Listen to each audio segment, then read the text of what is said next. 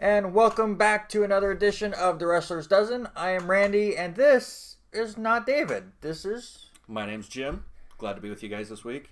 David has had his baby. Well, his wife has had the baby, and they're spending lots of time with him. He has no time really to research this stuff, so Jim is going to step in for the rest of 2019. Jim, I appreciate you, man. Not a problem. Glad to be here. So just before we get into this, we got a tough one this week, but just explain your wrestling fandom just for a minute. I remember watching all the way back from like 1993, I believe. My mom tells me it was on in the delivery room when I was born, so that could be where That's awesome. It all kind of snuck in. Fondest memories, I remember we bought a tape of WrestleMania 5 from a gas station convenience store, and I burned holes in that tape watching it. Granted, at that age, I was young and dumb, and I enjoyed The Ultimate Warrior just because of the excitement that he brought to the ring. But as time grew on, I grew to be, I've gotten in, fallen out, got back in, got introduced to new stuff this past few years. So it's been interesting to dive back in with wrestling and go full blown with it again. Yeah, absolutely. It's really funny that I think Doof is in the same situation, that all three of us got into wrestling with some of the worst WrestleManias. Yeah. I got in a little later. I think I've told this story on here before, but I got into it a little later, watching it bits and pieces. But when I went full blown was WrestleMania 11. I thought that was amazing. It's one of the worst ones out there. Thank God for WrestleMania 9, or it would be the worst, I think. All right, so this week we got a tough one. And I wanted to bring in Jim and just throw him right to the fire.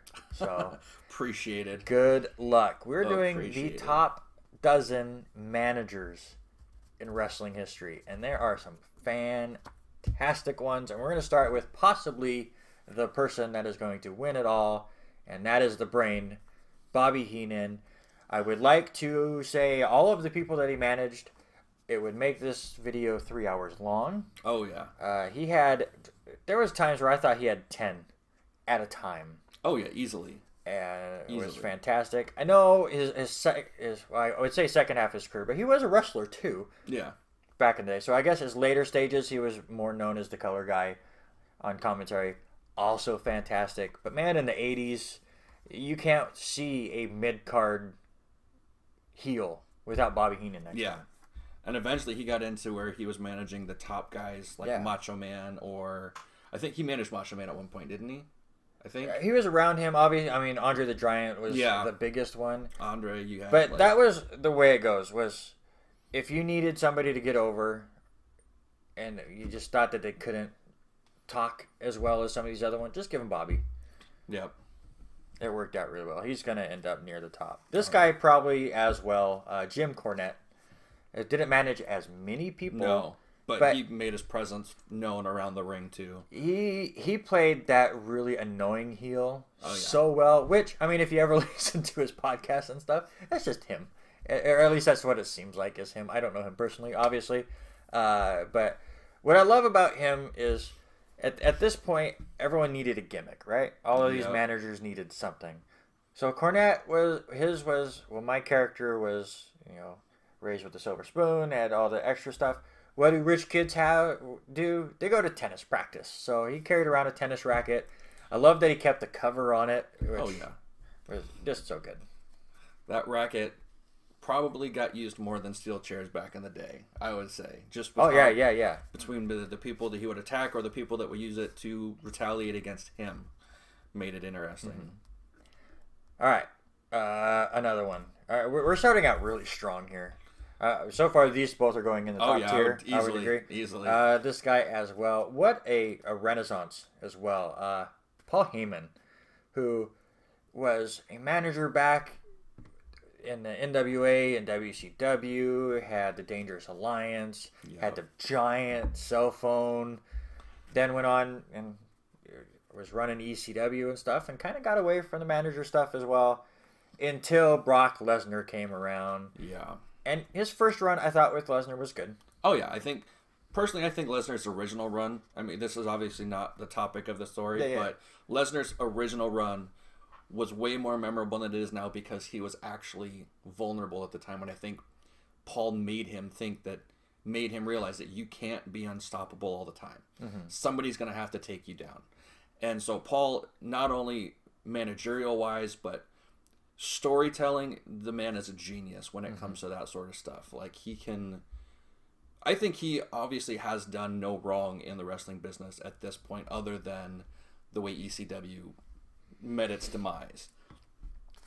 Yeah, pushing money around, trying to make things work. But honestly, he was just trying to keep it afloat as best as he can. If you ever have an hour, go watch his documentary on the network. It's really, really, really good. Yeah. But the one thing I'll give Paul over everyone else is I think he's the best at reacting to something. Oh, yeah. On the outside. Still not taking the spotlight away from Brock Lesnar or whoever's in the ring. But, like, his reaction to when Brock Lesnar beat The Undertaker. Oh, yeah. Was so good. Was so his reaction fantastic. when anybody comes in. Like, recently when Cain Velasquez came in and jumped him, Paul was, like, aghast. Yeah. When he showed up. And he was just like, what is he doing here? He sells those so well. Let's move on to a different kind of manager. She wasn't the mouthpiece. The muscle. At all. She was definitely the muscle. And that is the late Chyna. I think she's going to end up mid-tier probably in this one. Again, because she was so different. Oh, yeah. The fact that you have Triple H, who... he definitely became a lot beefier in his later wrestling days. But back then, he was still well-built. He wasn't like a small... heel. He could take care of himself in the ring, and you wouldn't be surprised. But then you have this woman that would come in and just manhandle his opponents while the referee was turned around. It was a nice change of pace. Oh yeah, you didn't see that back in the day at all. And she would do that to all the female valets and stuff. It was great. I thought she was fantastic. Oh yeah, with Chyna, it was like you said, you didn't see that at all, really, very much. And anytime there was a female manager or valet, it was the little petite eye candy that everybody brought out that very seldom would get involved. I mean, the most you had before this was probably Sherry. Oh yeah, who would she would take a heel out and pop somebody, and that would be about as physical as it got. Where Chyna would actually, she would body slam you, she would hit you with a forearm, she got actually like wrestling involved instead of just cat fight involved. So let's just go right to her. Let's go to Sherry. Yeah, you brought her up because she to me is the greatest. Oh yeah, female manager because she could get physical, and she was a great mouthpiece. Yep. She had that high shrilling voice that she had no problem using. Managing Shawn Michaels, she managed Harlem Heat. She was with Flair for a while. Macho Man too. Thank you. Sensational Sherry. And just the way she changed with different people. Probably her weakest time was when she had that weird romance with Colonel Parker. Yeah, that was just awkward, but that was WCW for you. But yeah, like Chyna, she can get in the ring and go nuts. My favorite is she'd take off her heel and just go crazy with it. Also could cut a good promo. I put her top tier. Yep. Stick with the females, newer one, and again, what I love about some of these ladies is they're not afraid to get involved. Selena Vega, you always know she's going to do something, and she is fantastic with some of those moves that she can do. I don't think she gets enough credit in the ring. She hasn't had many matches that we've seen anyway, so it's hard to tell her skill set level at this point, but she's got the Hurricane Ranas down. She can do all that crazy stuff outside the ring, it would appear. She's tiny, so she's easy to fly. Like I said, we just don't know what she's capable of yet because all she's done is manage Andrade. So, but with that, she's another great mouthpiece. She's getting her chops in at that managerial spot. And the way they pulled that off in NXT, where Andrade was just normal mid-carder getting people over and stuff, and she came in and was able to like put the confidence in him, and just the way she acted and made him feel like a big thing. Yeah. Made him a big thing. Oh, yeah. Because all he was doing then was he was that party boy at the time before she showed up. Yeah. And then he started to lose those matches, and so she brought that, like you said, that focus into him. And she's really good. I mean, she's going to be third tier because she's new, and there's so many great managers in here, but I'm excited to see her going. Let's stick with the females. I think we got a few more actually. So we'll do one more female. We'll get back to the rest. I forgot there's so many. Every teenager's dream in the 90s. Besides Kimberly, the Pink Power Ranger, I will say that was true. I'm wrestling wise. Okay. Sunny, of course. So many different managerial spots that she did. Between. I love the fact, I forget what year it was now. Was it like 96, maybe 97, where she managed like 3 straight tag team champions just by turning on the current team champions. So it's like whoever won the belt won Sunny. It was oh god. No, I can't remember. The Smoking Guns, or the Body Donnas, the Smoking Guns, and the Godwins, of all things. That she, of course, then just showed that she was using to stick with the belts. Not as long of a run as far as WWF goes. She was Smoky Mountain Wrestling for a long time with Chris Candido and really put out her chops. I know that she went down some really rough patches with drugs and alcohol and stuff, but I have watched some interviews with her. She knows the business a lot more than a lot of people are giving her credit for, because like Chyna, her personal demons kind of took over a lot, and I know a lot of people go, oh, she did this with that guy, and who cares? I don't care. That has nothing to do with the wrestling business itself, other than you do that people have done that in everyday life just to get further ahead in their jobs as it is. So, I mean, you can't. And she wasn't even doing that for that. Yeah. She was having fun. It was just her being her. It's whatever.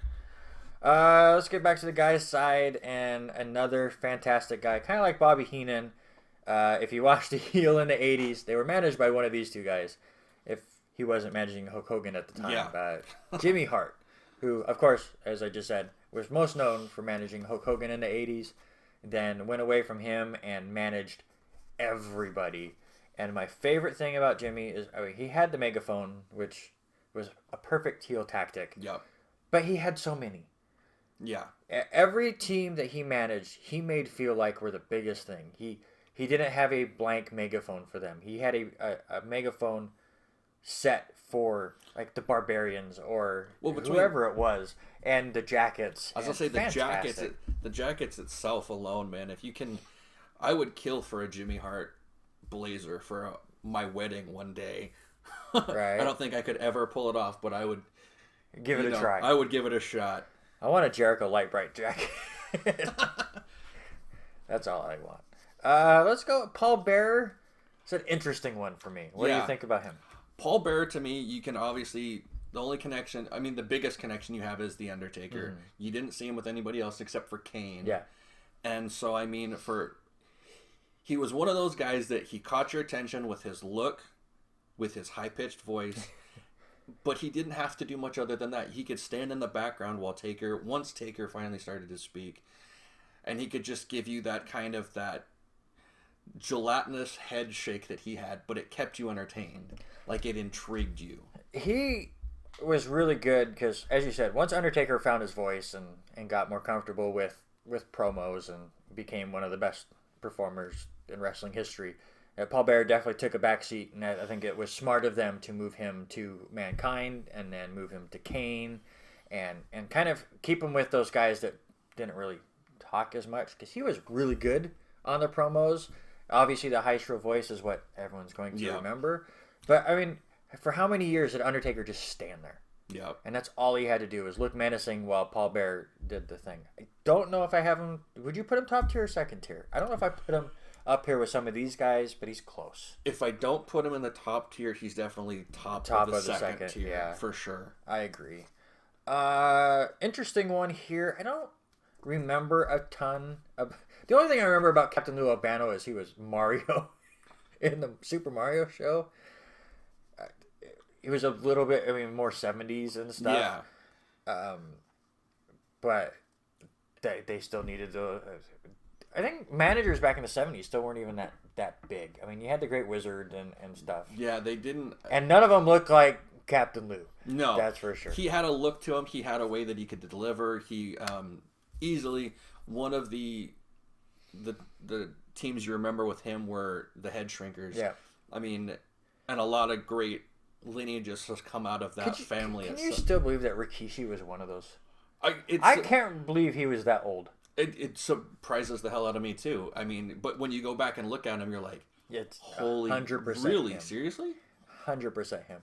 He's gonna come up on a list as far as something, because I think Rikishi is one of the most underrated, like, long-term wrestlers of all time. And he didn't have a huge, like, the biggest run I think he had was he Intercontinental Champion at one time? Yeah, he went for the world title a couple times, just as a contender. Like filler matches or something like that on like a Raw or something. Yeah. I don't think it was, he never made a pay-per-view. It seemed like every time they got ready to push him, something came up. I think they went to give him that giant push when they had the Austin getting run over by the car scene, and that turned so poorly that it backfired on him. But I think that was them really trying to push him. Well, and I think that 6-man Hell in a Cell match kind of put him on the map for willing to do what it takes to get through the company. And again, that was like 15 years in the business at that point. I just can't believe he's that old.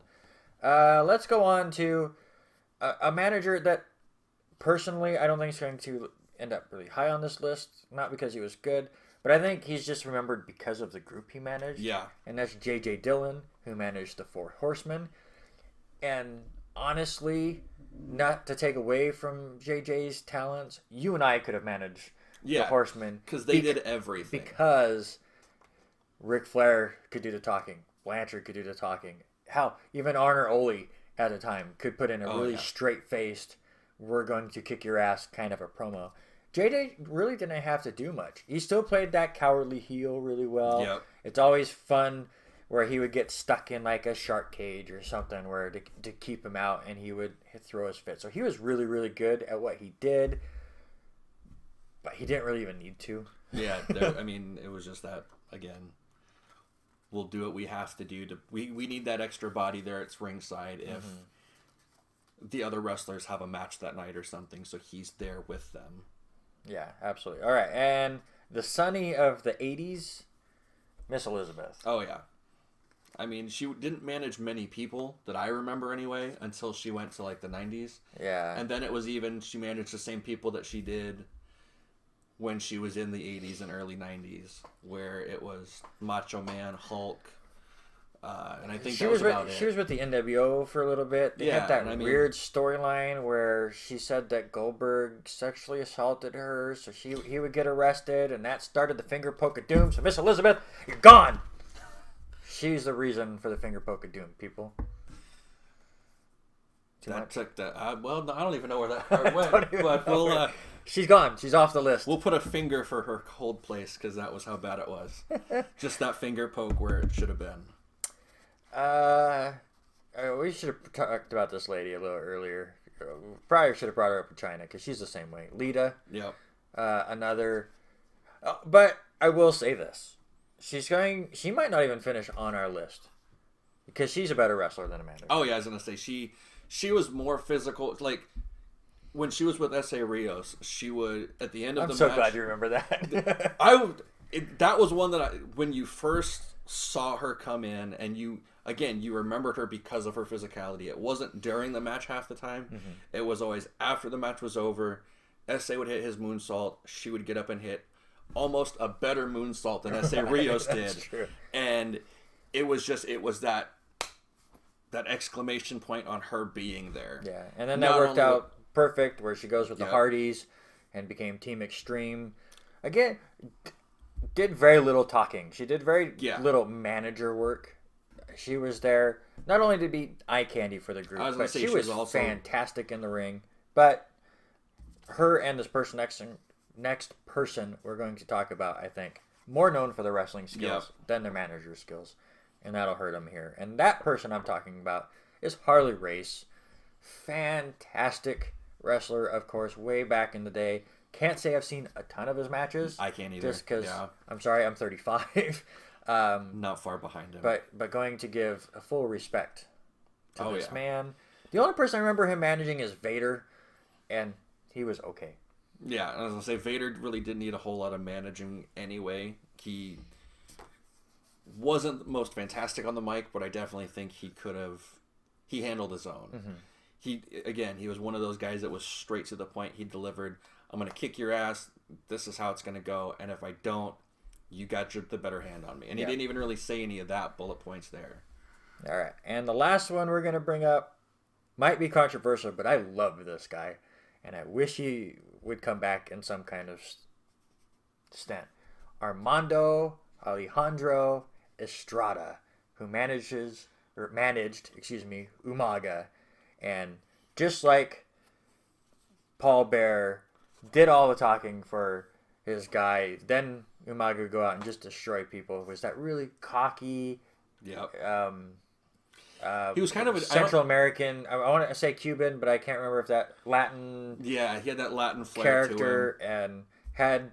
My favorite is he had the cigars in his front pocket, and he'd pick one up and snap it, and then that'd be the end of the match. He was an old school manager in the 2000s. Yep. I loved him. It was definitely a change of pace for the managers that you saw then. Because like I said, now you look at when he was coming in early 2000s, it was... You didn't even really have many managers at that point. No, and managers have really died. And I think that's the biggest key of this list, is bring back the managers. All you have is Zelina Vega right now. Yeah. And she's... and Paul Heyman. Sorry, Paul Heyman's still around. Sorry, Paul. But and if you look at they're both fantastic. If we're looking at just WWE list right now, you've got these guys. But even Cornette still manages a little bit down in NWA. Jimmy Hart has kind of made a small visual comeback with this whole Crown Jewel listing, which whatever. Yeah. Whatever could care less about Crown Jewel. Yeah, I could care less. All right. So, sir, we've got to talk about all these people. Yeah. Fantastic names. Which we've already cut one, and you might gonna be at the bottom. We'll just leave. You might think that it was really rude, and she probably deserves to be in the top 12. But then I remembered she's the reason for the Pin Group Book of Doom. Leave a comment below as to why I'm crazy, but she's gone. She's off the list. I don't care. However, we need 2 more people, sir, to cut off this list. I will let you take one of our third tier, which is Vega, Albano, Dillon, Lita, Race, and Estrada. Any of those 6 you can take off. I will take off one, and then we will have our 12 when we can start ranking. So, sir, who is the person you take off the list? At this point, I will cut J.J. Dillon because, like we said before, okay. just for the simple fact that, like you said, you don't really remember a whole lot about him except for who he managed. Yeah. I mean, and even other than that, the only connection I can give to him to wrestling was when he was the president of WCW for those days there. Mm-hmm. So I would personally take him out. I told you can take off any of those, so that's fine. My 2 personal picks that I thought you were going to take were Lita and Harley Race, based on better wrestlers than managers. So my pick will be Harley Race, because I do think Lita was the better manager of the 2. So there you go. Now we have our 12. Now we'll rank these 4. Vega, Albano, Lita, and Estrada. To me, the bottom 2 are Albano and Lita. And I will let you pick which order. I would go Lita over Albano. Okay. Just because, like we said, Albano, he might have done some wrestling, but I don't know for a fact. I haven't watched back that far. If he did, it was like in the 50s. Yeah, and it would have been like the strong arm Harley Race style, which is fantastic to watch. Don't get me wrong, but then you look at what you see nowadays and what we actually remember as wrestling. So I mean, it's a little different. And then I'll put Vega over Estrada. Yeah. Vega's very, very, very good. I wish they would give her more people. To manage. And that's the other thing I want to bring up. And I know we're going to have another episode on stables down the line at some point on this series. Bring back stables. Yeah. Please. So here's my argument for stables. You have so many wrestlers. Yeah. Especially WWE, that you have giant rosters on Raw, SmackDown, and now NXT, that if you put them in a group, they can still get airtime and they can still get known by the audience and not have to put in 7 matches that are 2 minutes long. Like Undisputed Era, even though right now, or at the time that we're recording this, it could be completely gone by the time it airs. Yeah. But they have all the straps right now, so they really are taking up a lot of TV time as they're each defending their belts. But there's a lot of times where Adam Cole won't wrestle for a month. Yeah. But you're seeing him on TV every week getting somebody pumped up. And they don't all have to come out to the ring. I love that Undisputed Era don't come out unless they need to come interfere or whatever. But you don't need to fill the ring with all of them. But I remember the 90s where it was all stables. Both WCW and WWE had just so many stables where all of these mid-card guys that would get lost in the shuffle had something to do. Because all you had to do was put that stable versus that stable for 2 months, and you had a great feud. What was it, 97? I think you had DX, you had the Ministry of Darkness, you had Nation of Domination, and then you go even smaller, you had the Bariquas, right? Yeah. You had the Oddities. The Oddities were one. The Job Squad. You had, where were the biker guys? The Pockles or something. I don't remember, but DOA, something, Dead on Arrival or something like that. But even then, most of those biker guys, chains and nails and whatever, would have never been known. Yeah, you put them in a group, and then all of a sudden you have something to do, and you can fill 3 hours of Raw that way. You have so many guys that you just put together, and not weird ones like Ziggler and Rude. Well, no, I mean, I think that could work if you add more people to it.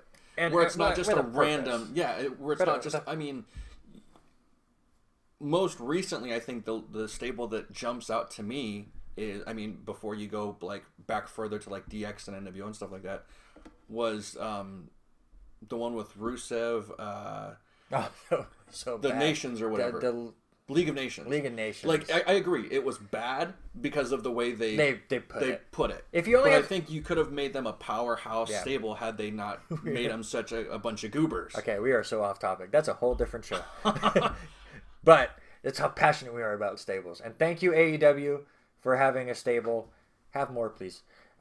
Same with WWE. I think that's the first nice thing I've heard Randy say about AEW. I enjoy AEW, sir. Again, off topic, I apologize. A little overrated at the moment. But as we're moving on. Apologies. Moving on. My first episode, we're getting our chemistry worked out here. Ridiculous. Okay, we need to mark these next 3. We already said Paul Bearer was a top. Yeah. Of this group. So Chyna or Sunny? If you're going on looks alone, Sunny obviously by far. But if you're going on the actual managerial skills, I would give it to Chyna. Sunny was the person that followed the belt, where Chyna was dedicated to the person she was with, that she managed, or the group that she was with, hands down. Until she got on her own 2 feet. Okay, we'll do this, because this is actually a really interesting one, because it's completely 2 different styles. Yeah, that's what I'm saying. Like, you get... Okay, so we're gonna do points here. I'm just gonna ask you a question. You tell me who's better. Okay? Who would win a match? Chyna. Okay, Chyna has 1 point. Who's the better looking? Sunny. Okay. Who would help the people they're managing the most? Chyna. Okay. Who was best on the mic? That's Sunny's hand. Oh, whatever. Sorry. Who is better on the mic? Sunny. See, now that's where you get the drawdown. I'm contemplating going this route. Who had the better sex tape? Oh, good. That doesn't matter. Chyna over Sunny. That doesn't matter. Sorry, I apologize. Because if you're going that route, I would say Sunny, just for the fact that she didn't paint her body green. Chyna did that. She had a tape. She did a. This might not make air. We might be cutting this. That's fine by me. She did an actual with a company where she was the Incredible Hulk, or the She-Hulk. I'm not watching that. I don't blame you. Okay. I did it just because I was intrigued by Chyna and what would come of it, but it was horrible on my part. Nice wording. All right, so... Sorry, folks. Okay. We're going to pause, because that might all get cut. Okay. Top 5, and this is going to be really hard. Yeah. Heenan, Cornette, Heyman, Sherry, Hart. Who's the bottom of those 5? Oh, good God. I would in my opinion, I remember seeing Cornette, but not as much as I do the others. So I would put Cornette at the bottom. Okay. Personally, just me. My bottom would be Hart. So are we okay with putting Cornette 5, Hart 4? Or do you think Hart deserves to be higher? I would agree with that at this point, yes. And then I believe Sherry's third. Yes. Because to me, it has to come down to those two. It's another tier before you get to Paul Heyman and Bobby Heenan. Yep. And I think if we did this video 5 years ago, it was Bobby Heenan all the way. Oh, hands down. But what Heyman has been able to do with Brock Lesnar and the crowd and the way they get into everything that he says, and he could just go out there, and I know everyone got really mad for years that Lesnar had the belt and was never on TV, but they did a good job with that. Yeah, because Paul Heyman was always on TV and pushing the storyline. Yep, the mouthpiece was there. Didn't do a fantastic job with Curtis Axel and who was the other one? Cesaro was a Heyman guy. Cesaro was a Heyman guy. That's the thing I was going to bring up. Heyman, he might not always carry his talent far, but when he had them, he got him a belt, and then he put it on them. It would be really cool to see a Heyman family right now. Yeah. I know he's running Raw, so he has his Heyman guys there anyways, but have Shelton on there, have Cesaro on there. It would be really interesting, I think. Put Rusev on there and get him out of that awful storyline that hopefully is gone by the time we do this. I still say it's Heenan. The nostalgia factor is there. I would say Heenan as well. Just, again, when you think wrestling and you think managers, you think Bobby Heenan. Mm-hmm. And he's down further on the list, but you think Bobby Heenan or Jimmy Hart. Easily. Like, those are the two guys that you remember when you think managers. So I think Bobby Heenan definitely has to go above Paul Heyman. Heyman definitely is the better mouthpiece. Hard. Yeah, those two right there, it's like the biggest problem, because you have, like I said, Paul Heyman is the better mouthpiece, but you think Bobby Heenan, he had so many classic wrestlers. He helped so many people that got over. Mm-hmm. And he can get them all over. There's nothing he couldn't do. And if they weren't the greatest of wrestlers, he was the guy on the outside getting beat up to make them, let them attempt to win the match, even though half the time they lost it. I'm so glad that your first episode was this hard. It was great. And I think, honestly, we came up with a really good list. Oh, yeah. So just to run through it one last time, 12 is Albano, 11 is Lita, 10 Estrada, then you have Vega, Sonny, and Chyna in order. You had Paul Heyman at 6, Cornette at 5, Jimmy Hart and Sherry, and then the top two, Paul Heyman second, and Bobby Heenan is our best manager of all time. And it was just as hard to figure out as I thought it was going to. Jim, thank you so much for stepping in on this one. Thanks for having me, and I will be back week after week joining you guys, eventually making this twosome a threesome. That's the plan. As long as we don't talk about sex tapes every week. No pun on the Chyna and Sonny tapes. God. All right. Take care, guys. Have a good week.